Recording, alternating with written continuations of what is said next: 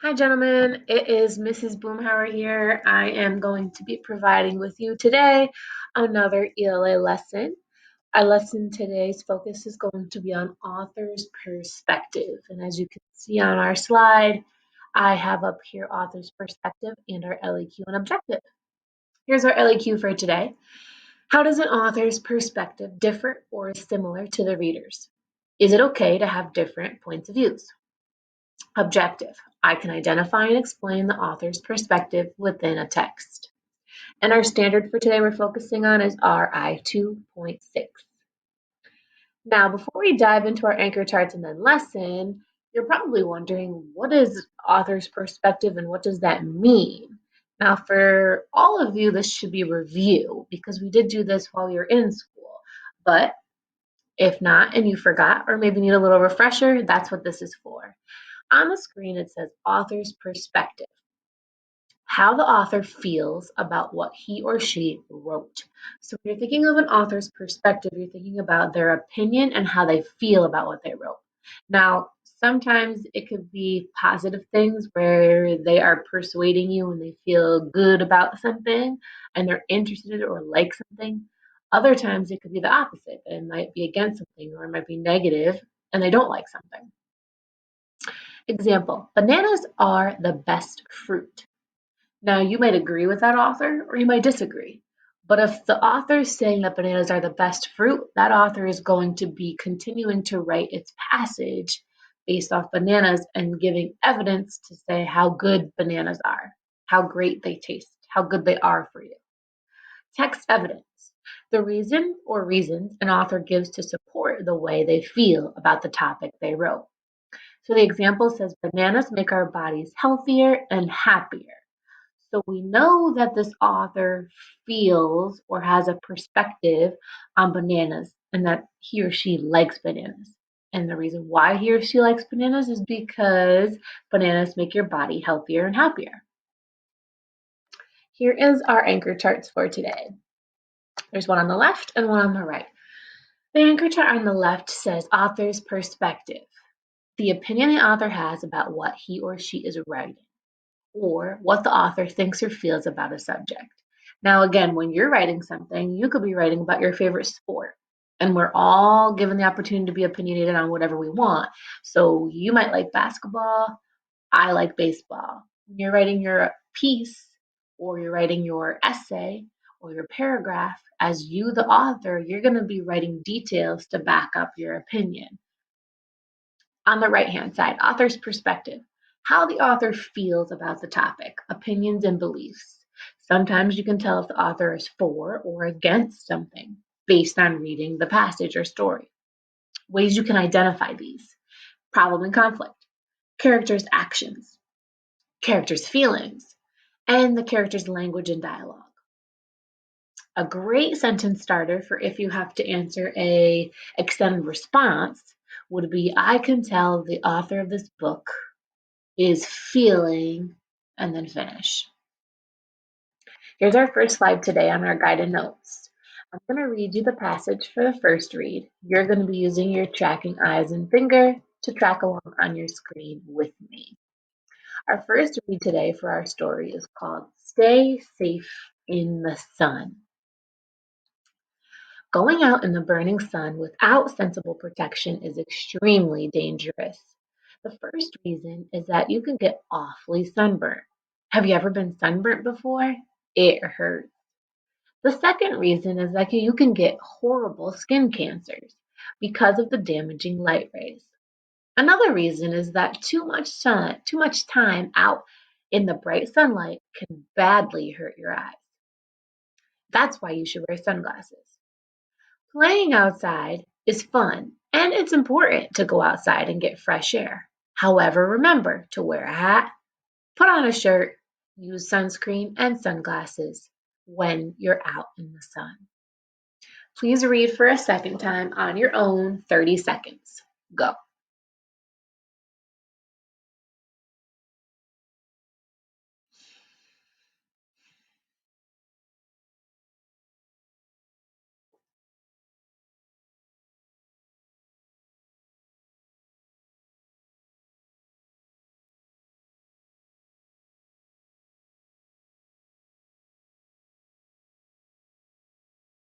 Okay, I'm going to read for a third time, boys, so make sure you're tracking along with me. Eyes and finger on your screen. Stay safe in the sun. Going out in the burning sun without sensible protection is extremely dangerous. The first reason is that you can get awfully sunburned. Have you ever been sunburnt before? It hurts. The second reason is that you can get horrible skin cancers because of the damaging light rays. Another reason is that too much time out in the bright sunlight can badly hurt your eyes. That's why you should wear sunglasses.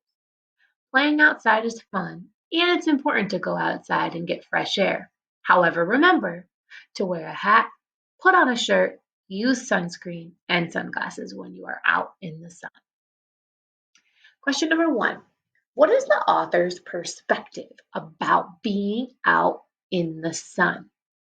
Remember, perspective means what's the author's opinion or belief about being out in the sun. Using your root strategies, let's look at our options and then eliminate 2 possible answers we know are wrong.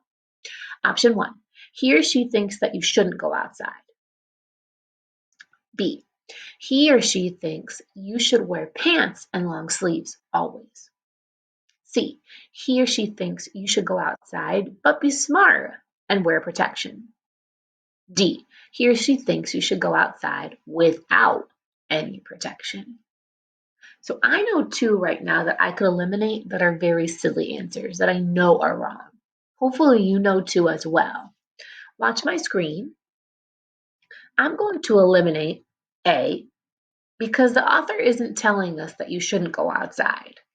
At the end of the paragraph, he specifically says playing outside is fun and important. So it's not A, and it's not B. He doesn't talk or she doesn't talk at all about wearing pants and long sleeves always. Now we're down to C and D. The author's perspective about playing outside in the sun is C. You should go outside, but be smart and also make sure you wear protection. That last sentence of the paragraph, remember to wear a hat, put on a shirt, and wear sunscreen and sunglasses. Hopefully you got that right. Here is our next slide, guided notes. This is your independent slide. There is an excerpt from A Sweet Time of the Year. I'm going to read you the passage for our first read. You're tracking along with me with your eyes and finger. Excerpt from A Sweet Time of the Year. In New England, many people make syrup.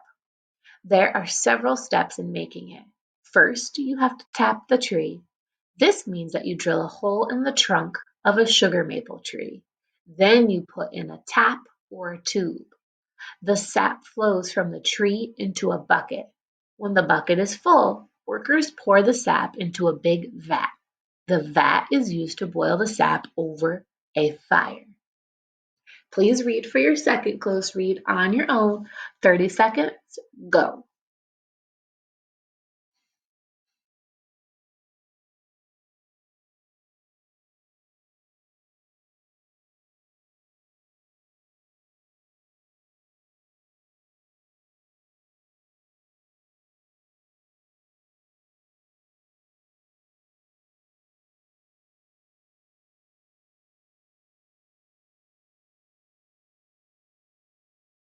All right, gentlemen, and tracking eyes and finger ready for your third read on me. Excerpt from A Sweet Time of the Year. In New England, many people make maple syrup. There are several types in making it. First, you have to tap the tree. This means that you will drill a hole in the trunk of a sugar maple tree. Then you put in a tap or a tube. The sap flows from the tree into a bucket. When the bucket is full, workers pour the sap into a big vat. The vat is used to boil the sap over a fire. Now, thinking of the author's perspective, question number 1. What is the author's perspective about maple syrup? Just from this part of the story, because remember, an excerpt is a part. This is only a paragraph of the story. What's the author's perspective? Is the author's perspective telling you how to make something, give information? Is the author's perspective their opinion on maple syrup? Do they like it? Do they dislike it? Options A, Tell how maple syrup is made. Option B, give information about trees and their roots. C, tell how to cook pancakes. Or D, give information about different buckets. Eliminating two. Let's look at our options and our root strategy to eliminate two options.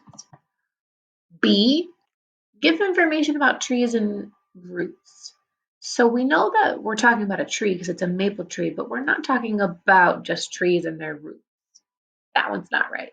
And C, how to cook pancakes. The author is not teaching us anything about pancakes, although they are delicious. The best option is going to be A. The author's perspective is that he or she is telling us how maple syrup is made. Now, question number 2. Reread the paragraph and write down a detail that supports how the author is feeling. So we know the passage is about maple syrup, how it's made. How do you know what the author is feeling like? What's the author's opinion on maple syrup?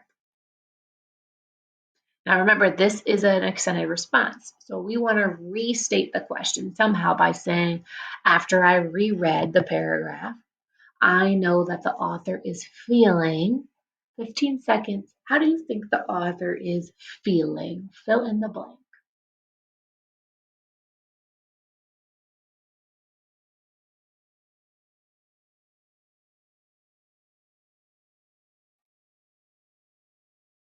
5, 4, 3, 2, 1. A good response would be, after rereading paragraph 1, I know that the author is feeling interested and excited about maple syrup. Gentlemen, one more slide. Here's our exit ticket for today. This story is called Jake, My Puppy. Let me read you the passage for our first read. You're following along with your eyes and tracking finger. Remember, this is an exit ticket. Jake, my puppy. My puppy is the cutest puppy I've ever seen. I love him very much. My puppy Jake looks really adorable. He has beautiful golden fur and cute floppy ears. Jake is very friendly to everyone, but he's especially friendly to me. He gives me sweet puppy kisses all the time. Jake is so happy to see me every day when I come home from school. He always greets me at the door. Jake can even do tricks. I taught him how to shake, roll over, and try to fetch the ball. That's why I love my adorable puppy.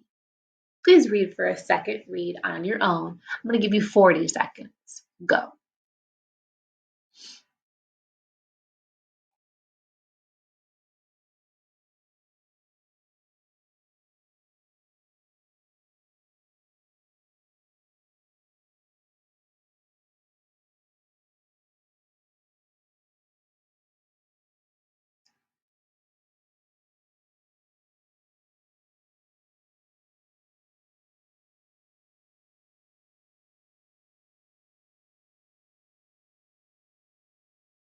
And bring it back in 5, 4, 3, 2, 1.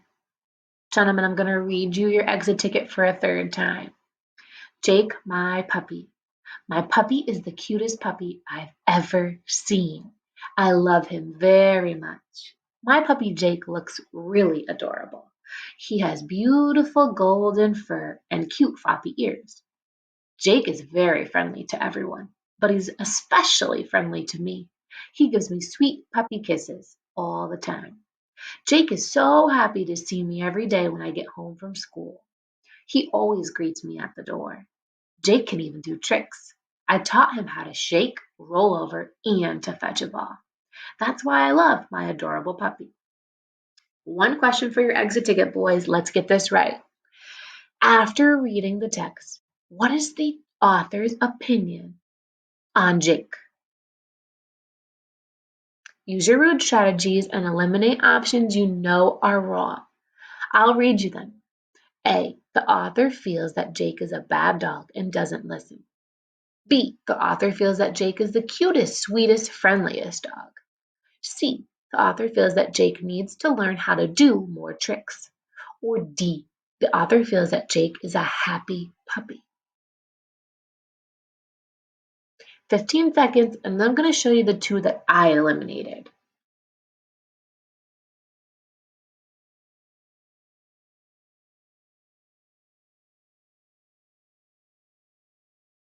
Five seconds. 4, 3, 2, 1. Here we go. I eliminated A. The author feels that Jake is a bad dog and doesn't listen. That's silly. That doesn't make any sense. That's the opposite of Jake. And I eliminated C. The author feels that Jake needs to learn how to do more tricks. Well, he already does like every trick I think a dog can do. So I don't think that's the right answer. Now we're down to B or D. B. The author feels that Jake is the cutest, sweetest, and friendliest dog. Or D. The author feels that Jake is a happy puppy. Well, I'm sure Jake is a happy puppy. He seems awfully happy and friendly and loving. However, B is a much better accurate answer because if I look back in the text, it uses the words friendly, and we know that he's very adorable, and a synonym for adorable could be cute. So the best answer, boys, and I hope you got it right, is going to be B. I hope you have a great rest of your day. I hope this lesson helped. And until next time, I will see you later.